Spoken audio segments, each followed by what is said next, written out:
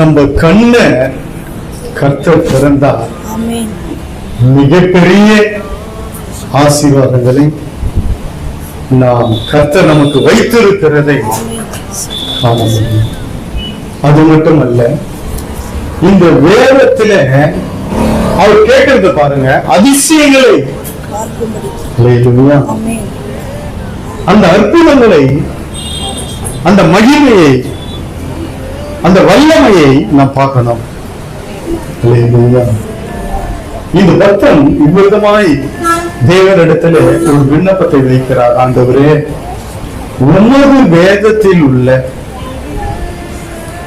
நிறைய மனுஷங்க பரிசுத்தவான்கள் இருக்கிறாங்க, நிறைய காரியங்கள்லாம் வேதத்தில் இருக்கு, உங்களுக்கு நல்லா தெரியும். ஆனா இந்த மனுஷன் கேட்கறத பாருங்க, உமது வேதத்தில் உள்ள அதிசயங்களை நான் பார்க்கும்படி